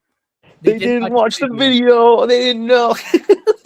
They didn't watch the video. That's crazy, man. They just responded. And they didn't fucking know. It has to be, because how do you explain that? That's crazy. Yep. No. Bricks and Minifigs, no. You would think at the very least they would hold off on filing this till after watching his video and then be like, okay, we got to amend the complaint. What fucking page are we on? Dude, we are on page 14, so this is still very early on in the complaint. So they could have gone back washed, and it's so far it's all washed. All right, yes. Fuck. Yeah, bro. What idiots. Oh man. This is too funny. Okay, when Brian became belligerent, they said it was a private matter, and Brian had insufficient evidence of ownership. Thereafter, and for a period of months, Brian directly and indirectly harassed Josh and Brandon, and the personnel at Baker Salem made threats of physical injury to their employees. I'll beat the shit out of you. I'll fuck you up. I would love to see proof of that, right? I wouldn't blame him, even if it's true. Like, are you kidding me? Give me back my fucking Legos. Like, fucking. Give me back my fucking Legos. I'll fuck you up. I'll break your fucking legs. I would not be mad at Brian if that came out. Well, justified. If you guys don't give me back my Legos, I'm gonna go Vader Luke on your ass, a la Empire Strikes Back. Yeah. Yeah. Oh man. Okay. Thereafter, and for a period of months, Brian directly and indirectly. Okay, we got physical injury to the employees, including an in-person death threat to the store manager. What? Lodged police complaints, posted negative reviews, and incited others to negatively post online comments. Contacted a podcast, which later led to Schneider's involvement, etc. Josh and Brandon reported these incidents to police, who cautioned care but did not charge Brian for unknown reasons. So wait a minute. This guy straight up threatened people, right? Mm-hmm. But they didn't charge him for nothing. These people are so full of shit. They trespassed him, John. Yeah, they're so full of shit, man. Oh my God. Okay, upon information and belief, Brian attempted to obtain payment from Salem LLC, Crystal and Benjamin, but such were unsuccessful, as Crystal claimed she had no money to pay him for sales of an allegedly consigned product. Many months later, in fall of 2025, and only after Baker Salem had entered its 3/27/25 business and assets purchase agreements, Brandon gained access to Salem LLC's archived and incomplete point-of-sale accounting system, which he discovered identifies Star Wars lot sets from Star Wars regular lots. Inventory sales and inventory sale distinction was unclear to Brandon and Josh, and Crystal had never explained the significance, if any, to anyone. But Brandon, much later in 2026, discovered that approximately 367 purchases of lot sets for an estimated retail value of $46,000 and 336 purchase of lots for an estimated retail value of $12,600 had occurred after 2023, but he still could not, however, confirm the specific products sold and whether they had been consigned or not. A copy of that informal audit and recent discovery, including the purported inventory list provided by Brian in or after May 2025, is attached to Exhibit B. Okay, so the exhibits are going to be all the way freaking down at the very end, towards the end of the document. I am not going to go all the way down there to see that. We'll have to do that on another stream. But the thing is, I would think that they would have been told Brian this, right? Let's see if that's what they did. Upon information and belief, as illustrated in Exhibit B, Josh and/or Brandon's informal audit and recent discovery show that Star Wars products similar to those same sets allegedly consigned by Brian were virtually all sold prior to December 2024 by Crystal or Salem LLC, suggesting very few of the alleged consigned product existed thereafter, as Crystal had, my bad, hit the microphone there, had sold virtually all of it. The extent that she effectuated such sales, it appears she may not have compensated Brian for such or provided him with any accounting giving rise to their private legal dispute. Conspiracy and formation of enterprise to engage in unlawful activities. Upon information and belief, though, they had no legitimate legal recourse or evidence which to file a claim. Crystal, Benjamin, and Brian conspired in inter alia, threaten, intimidate, and extort and defraud plaintiffs any way possible, as detailed herein, including the formation of an enterprise to engage in wrongful activities. Okay, here we go. So I guess this is where we get a little bit closer. Now, the Benjamin here is not. We're not to the Reckless Ben stuff yet, but we're almost there. Okay, we're getting there. As an initial setup, Salem LLC caused 12/24/24 legal demand letter to be sent to BAM, variously alleging it had been damaged based on the termination of its FA, which was a private business matter between Crystal and Salem LLC. On 1/10/25, BAM responded denying the allegations of providing support for its termination. Neither Salem LLC nor Crystal or Benjamin thereafter pursued any claim in the letter further with BAM until 1/2/26, when a separate legal demand letter was sent, discussed infra. Instead, upon information and belief and in furtherance of such threats, Crystal, Benjamin, and or Brian learned of Schneider and communicated with him, whereby they provided information regarding their unsupported claims against Baker, Salem, and or BAM, ignoring and excluding Salem LLC and Crystal's sole obligation regarding any private consignment agreement with Brian in connection therewith.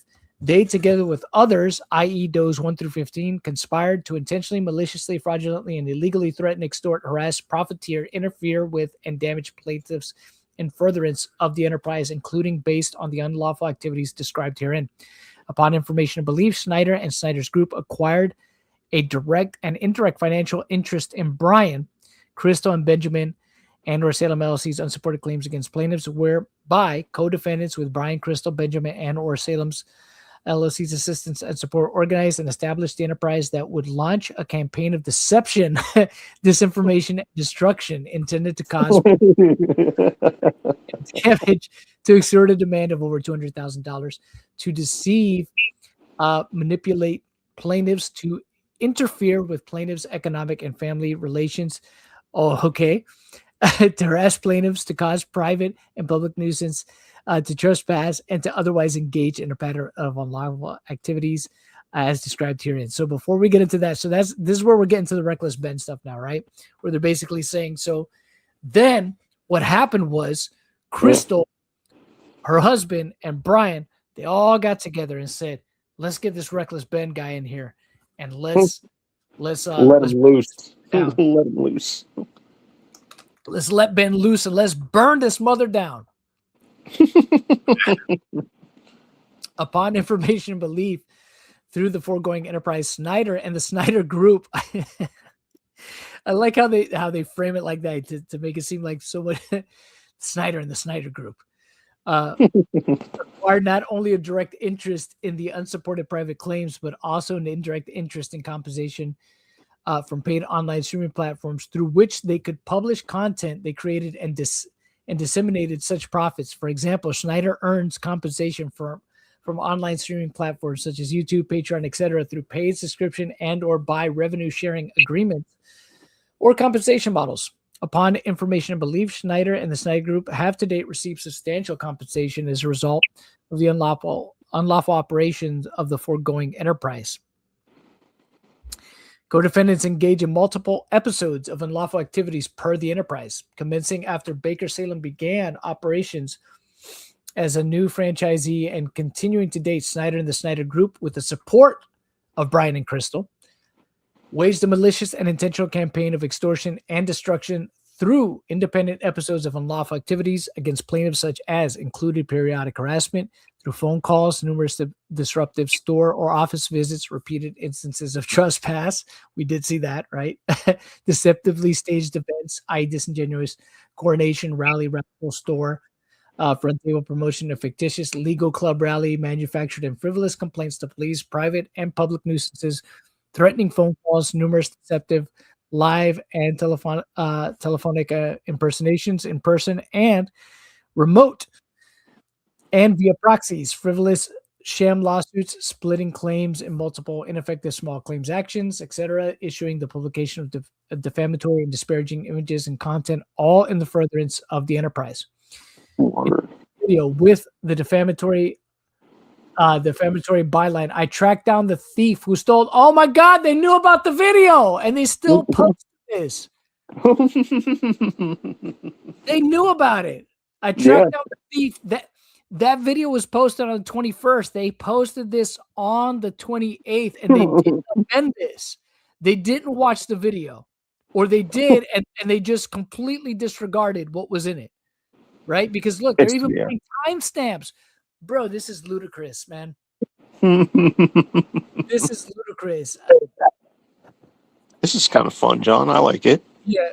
The YouTube video with the false and defamatory byline. I tracked down the thief who stole $200,000 of Lego. Posted on 5/21/26. 1,314 views to date. The following representative images and content evidence aspects of the co-defendants foregoing conspiracy and intention with Brian Glasses and Snyder, black t-shirt, admitting we have to do something illegal.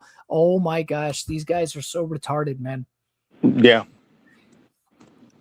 You know, they were being hyperbolic, but I mean, I get why they would use that and put that in illegal filing. But what's crazy to me is that they did, or at least presumably their lawyers watched the video and didn't key in. They're completely not keying in or acknowledging the Ring camera footage at all, and they lie in the filing.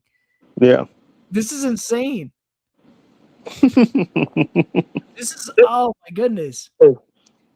YouTube video 16. So they put the timestamps here. You can see minute 26. We have to do something illegal. Upon information and belief, and despite no legal right to do so, co-defendants led by Snyder and Bryan conspired to engage in a pattern of stage and independent actions or events inter alia to harass, intimidate, interfere with, disparage, defame, extort, misrepresent, falsely portray, and damage Josh and Brandon, as well as their business, Baker Salem, BAM, and other franchises of BAM in a variety of ways.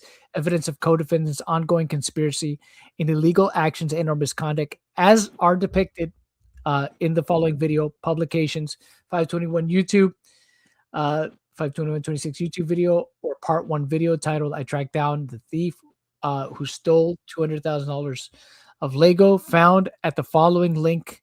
A download and viewable copy of the videos provided to the court, along with an informal transcript of the statements therein in Exhibit C. 5/21/26 Patreon video. So they actually they sub to his Patreon. Titled Video Part 2, found at the following link. Accessible exclusively throughout the subscription only Patreon channel. A downloaded and viewable copy of the video is obtained and attached for the court's records and convenience, along with the informal transcript of statements contained therein as Exhibit D. Bro, these, oh my God, man. It's crazy to me that they watched both videos, dude. Both the videos that have been released. And they made this filing. They still made this filing. That's crazy to me. Well, what they're trying to do is, use Ben's video against him, saying that he's doing illegal shit. Like, I think that's what they're basically trying to do. And then file, basically use that as the argument for harassment. Yeah. Yep. So yeah. I feel like that's what they're trying to do, but they're also lying at the same time. So I don't know what they're going to do.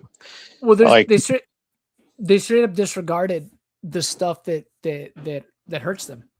Yeah. They straight up disregarded it. They don't even acknowledge it. They don't address They it in handled this it. filing at all. They handled it like a YouTube apology or some shit like that, like a YouTube Yeah. response. That's kind of how they handle it to me. And I'm Well, like, you could see opposing evidence, right? Like, yeah. Go yeah, ahead, and John. that's the thing. Like, I thought it was a matter of maybe they didn't watch the video and they were preparing this filing before they That's what I watched the thought. video. That's what I thought. I was, I was willing to give them, the benefit of the doubt that that's what happened. That they were just ignorant to the video being dropped or didn't go back. But no, they really did. They really did know about the video, and they still filed this.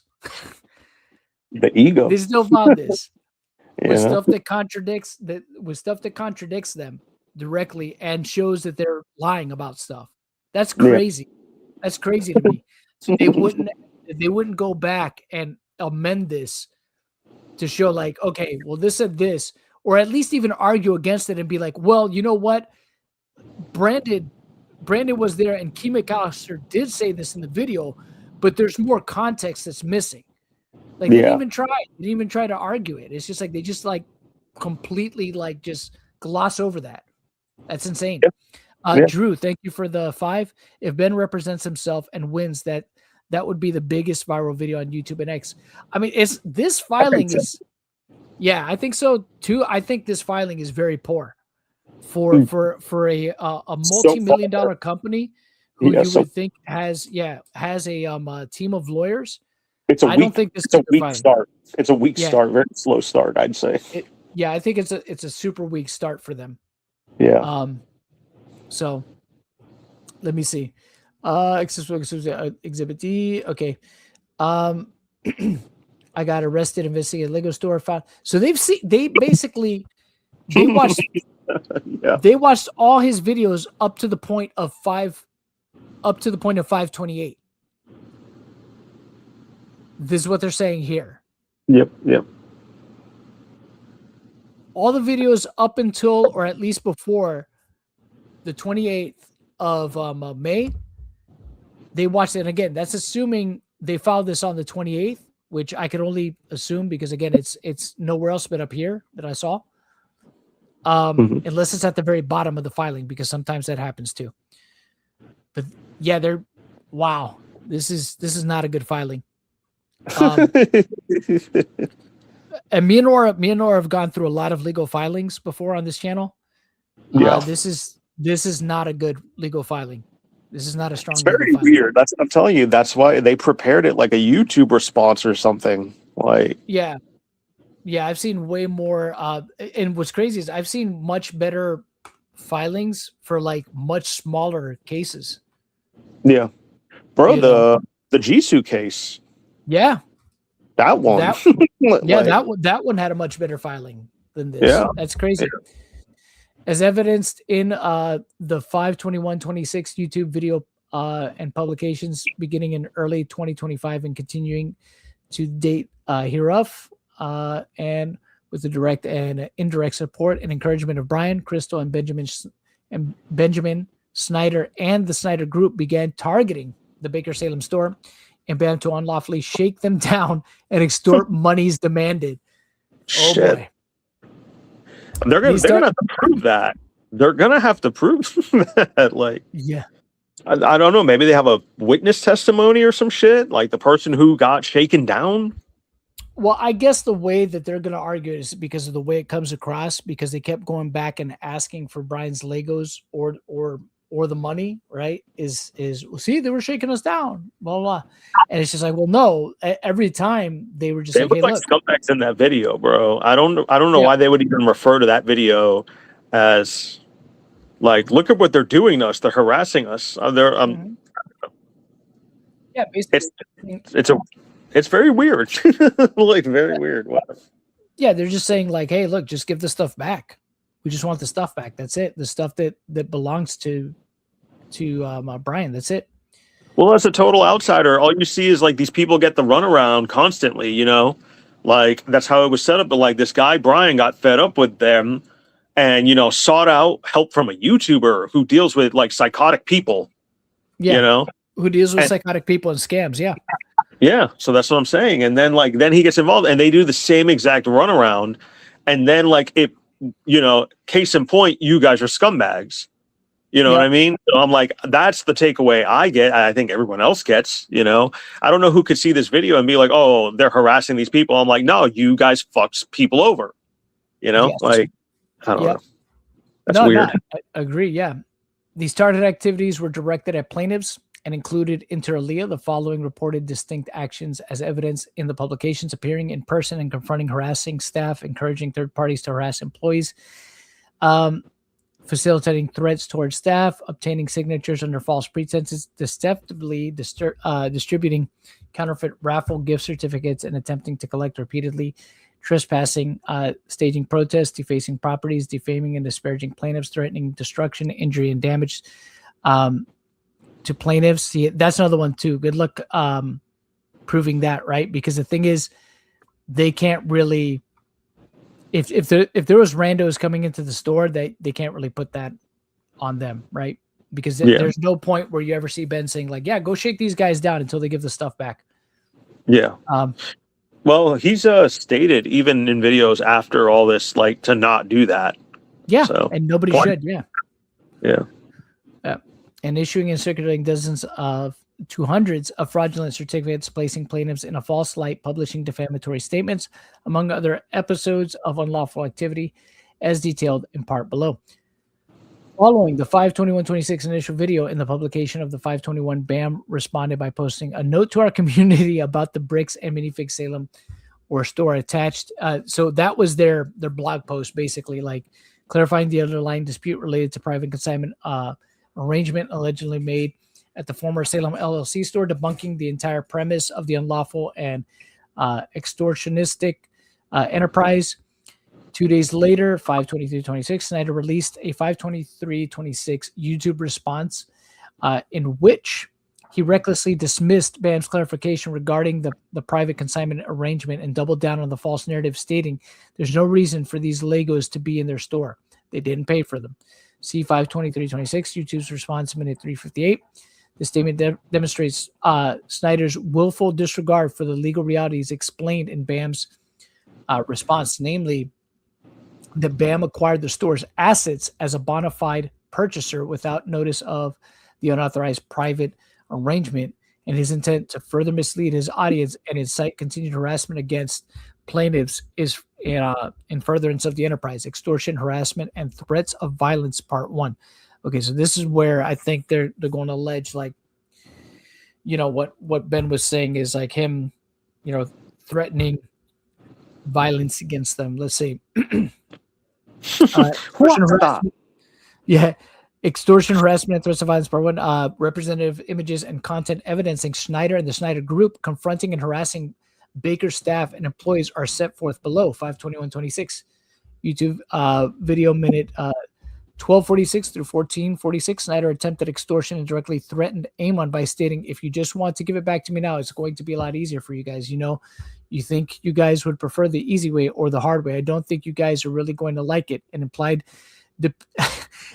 depiction of the threat and violence associated with the hard way is an explosion at BAM's corporate headquarters. Obviously, it's hyperbolic. You know what I mean? It's hyperbolic what Ben is doing. I mean, in a sense, I could see where it's just you tell somebody, we could do this the easy way or we could do it the hard way, where somebody might take that as a threat of violence. But again, it's it's not necessarily it's one of those things. John, it's in the same clip where the guy fucking threatened them with legal action.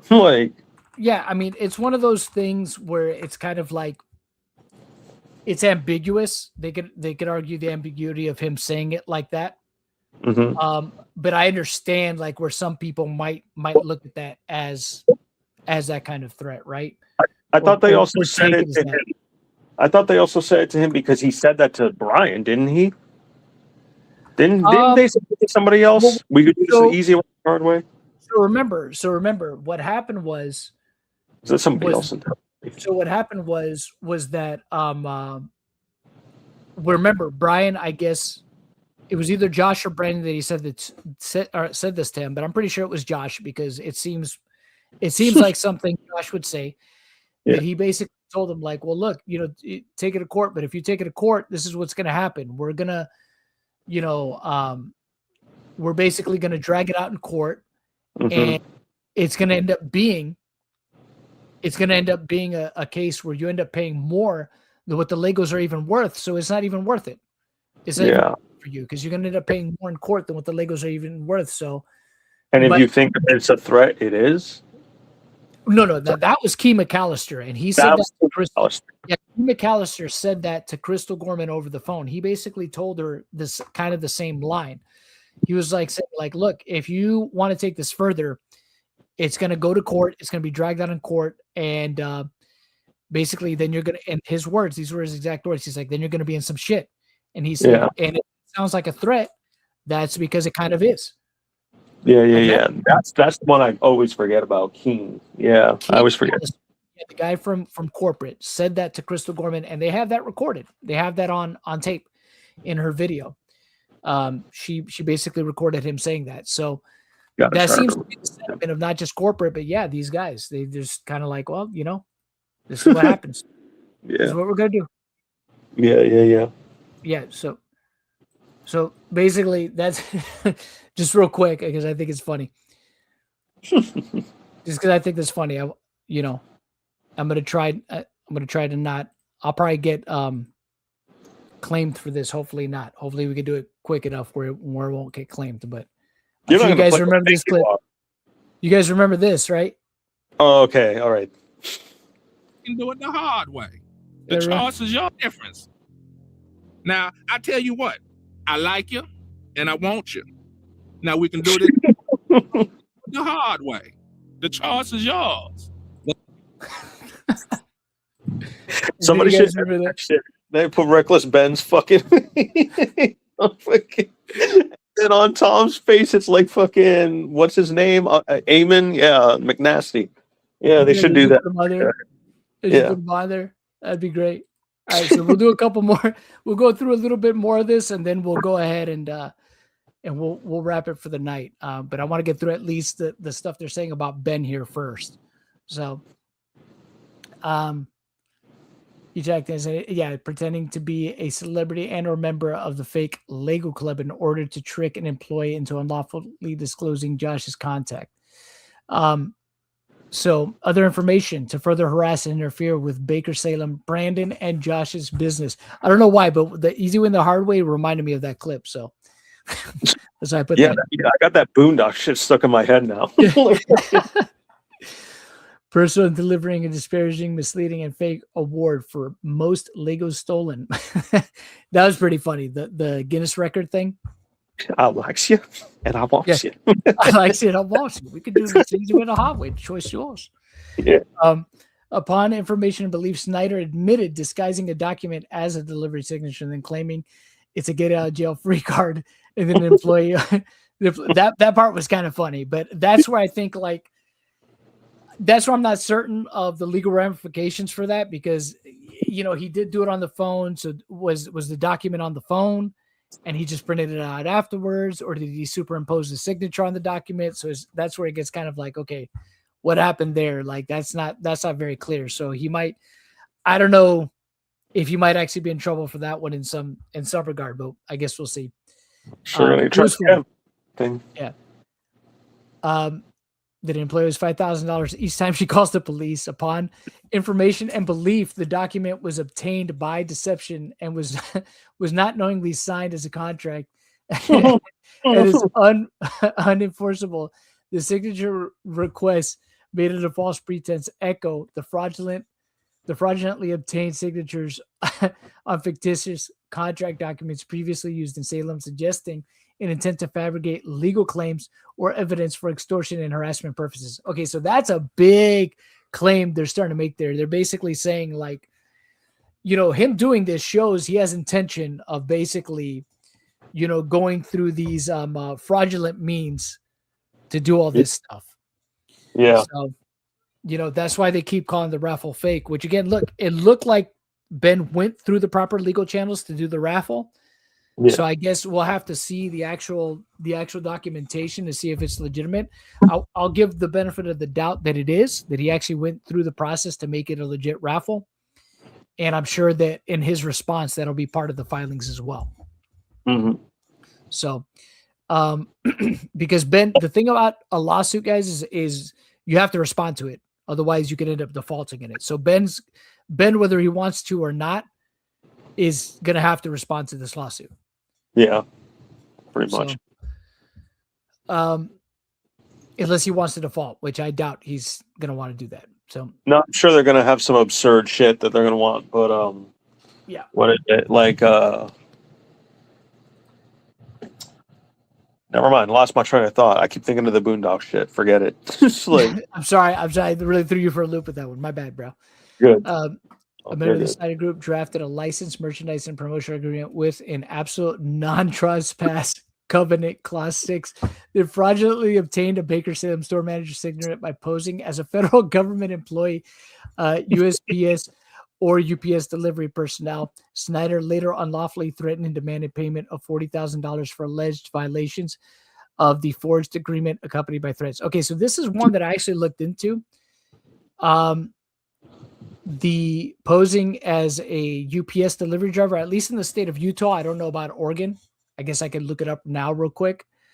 As far as I know, posing as a UPS delivery driver is actually not illegal in the state of Utah, from what I found. So now a USPS, somebody from USPS might be subject to that because that is federal. Yeah, that is a federal employee. So there might be legal ramifications for that. I do believe that Ben did use a USPS label on that package, but I could be wrong. So there might be legal ramifications there if he did, just depending on Oregon state law. But at least if it was, let me see what it says for UPS drivers. So, or a UPS delivery person. My guess is it probably won't be either because they're not federal.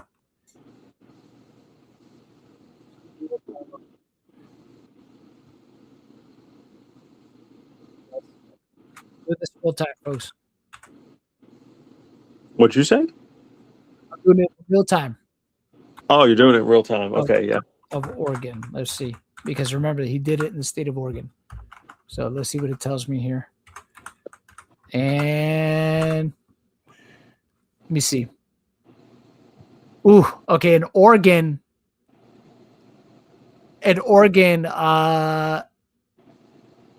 is illegal to pose as a UPS delivery person in Oregon if the impersonation is done with the intent to commit a crime, deceive, steal, or cause harm. So he might be facing some legal ramifications there. Yeah. If that's something they decide to press charges on. But in the state of Utah, when he did it to Josh, not illegal. Yeah. Whoever he had do it to Josh, not illegal. So, Ben wasn't the one that delivered that package, I don't think, in Oregon either. So I don't think Ben would be the one under any kind of legal trouble there because he's not the one that did it. But the person that might have something. But I doubt Ben is going to dime that person out, So yeah. So let's see. Okay, unlawfully threatened and demanded a payment of $40,000 for alleged violation. Of course, he was joking in that. Forged agreement accompanied by threats. Yeah, there's the there's the contract. Absolute non-trust. Oh, yeah, that's a USPS label too. No, that's a United States Postal Service label. So I'm pretty sure that's definitely something there illegal. There's some illegality probably there. But again, this is for the civil filing. Well, I guess we'll have to see. So absolute non-trespass. So it says, excuse me, licensor irrevocably agrees that for a period of 10 years, the effective date licensee Ben Schneider shall not. Yeah, so they're showing the part of the contract that Ben had. With them. Trespass ban excluded, removed, denied entry, or otherwise restricted from accessing or remaining at the Bricks and Minifigs Kaiser store location under any circumstances whatsoever and for literally any reason, whether known or unknown, anticipated or unanticipated, justified or unjustified, including but not limited to discretionary decisions, business interests, personal preferences, alleged conduct, or any claim of policy violation. Licensor expressly and permanently waives any and all rights, whether arising under statute, common law, property rights, or otherwise, to issue, request, enforce, or assist in any trespass, warning, exclusion, order, or removal action against license during this period.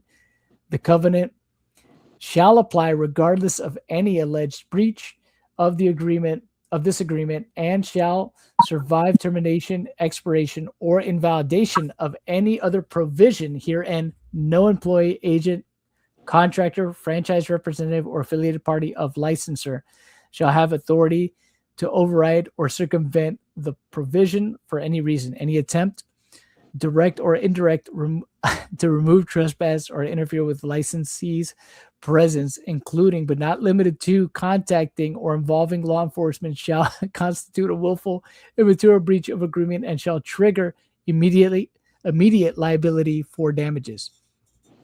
So that's the contract. So I tracked down the thief who stole. Okay, so that's all from that video. And we see here, I got a delivery. Oh man. And there we go. Yep, where they show where he had them sign. He had Amanda sign it. There we go.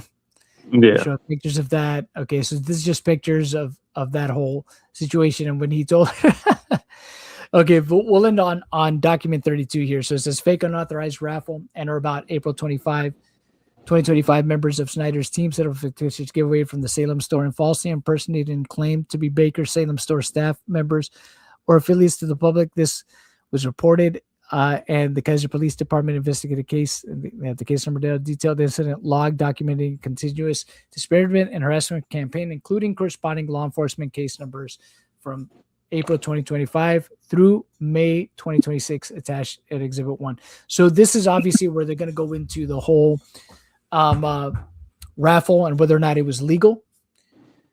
But we'll stop right here for tonight, because I think we've gone long enough, and there's still a lot more to get through. So we're going to leave off here. When we start back next, it'll be on page 33. So hey, look, we got through 33 pages tonight, y'all. We got 300. We got 300 more to go after this. Well, so, John, you know what's kind of annoying about it, real quick? Like the fact that they're trying to, that this stuff that they were saying is like illegal, and it probably is, like legally speaking, is illegal. Yeah. But it's just annoying because a lot of the stuff they did, they had to do because they were constantly being trespassed off the property and shit like that. Being vented from getting these fucking things, so they had to do these things to fucking not be trespassed and arrested and shit like that. I don't know. They had no other recourse but to use these kind of tactics, and it's just like, see, and again, look, there's probably going to be they're probably going to with that shit, So there's probably going to be instances where Ben, I mean, for sure, there's instances where Ben did do stuff to meet certain criteria to be prosecuted under certain things. I'm sure. That he might take L's on, you mean? Pretty much. That he might unfortunately have to take some L's on. Yeah. Or plead out to, maybe. It just depends. But overall, I think because he doesn't really, he's not some kind of hardened criminal. I'm sure that if he does certain plea deals, he might be asked to pay certain fines and stuff like that. I don't think he's going to do any kind of serious time for any of the stuff he did. I'd be really surprised if it went that hard. I don't think that would help any of the parties involved, even some of the jurisdictions that he was in. If any of those prosecutors really tried to make an example out of him, I don't think that's going to help him. I think that's going to be terrible for them. I think so too. Because I mean, look what's happening to the American Fork Police Department, right? You really think that any of these counties really, especially now that it's not just an internet story. This is not just a national story now, but it's not even international, because there's people all over the world that are seeing this story and just like, yo, this is crazy and this is messed up. No, there is from different countries. Yeah, I talked to them Yeah. about this. Yeah, it's got way too many eyes on it, and it would not be worth it, in my opinion. Yeah, I was not. going to I'll pick your brain about it when we're after. Yeah, for sure. I don't think it's worth it for them to go that far. My guess is that they'll either he'll get a lot of instances where if he's going to be criminally charged for stuff, where they'll probably end up either dropping the charges outright or just service or something. No, either they'll I'm guessing they'll end up dropping some of the charges outright or lowering the charges to, like, if any of them are felonies, they'll probably want to lower them to misdemeanors or even lower misdemeanors if they're already misdemeanors, you know what I mean? And have them plea out or pay fines, or, hey, you got to do this or something, or just outright drop them, because there's no upside. Yeah, there's absolutely no upside. There's no upside that I can see. Gone. Yeah, I would feel the videos would have to go archive them now. Yeah, I would think. Yeah, as part of a settlement agreement, some of the videos might have to go, and I think that Ben, given the fact that he's just trying to do what he can for Brian to get the Legos back, he would probably be okay with delete the videos, if not some, if not all. I don't think he should. They should be preserved online, but I would understand if as part of a settlement agreement, just to get Brian his Legos back, or get Brian as much compensation back as he can, or whatever, or settle his case. That video will be archived for sure. Like it won't go. Yeah, it's never going to go away, because exactly. People are going to download them anyways, and they'll be Mira uploaded till the end of time. They won't be able to stop everybody from re-uploading them. So they're going to exist online in some capacity. Yeah, for sure. So, but anyways, that's where we'll go ahead and wrap it up there. I appreciate all y'all joining us tonight for the stream. Please be sure to like it, share it, subscribe if you're not subscribed, put on the notifications. We'll be at this again, hopefully tomorrow again, a little bit earlier though. So just be on the lookout for that. We're going to go through some more of these filings, and then maybe for the stream after that, we'll take a break, go back to some other body cam footage stuff, kind of switch it up, or maybe we'll go into the other case. I don't know, but we'll figure that out. You guys will know by the description of the stream. So appreciate you guys for joining tonight. Yes, brick by brick, we will continue to cover this. Correct. Appreciate all of you for joining. Thank you for the super chats. The support is appreciated. It helps. And we'll catch you guys on the next one. You guys have a fantastic Monday night. Have a good night. Thanks for hanging out.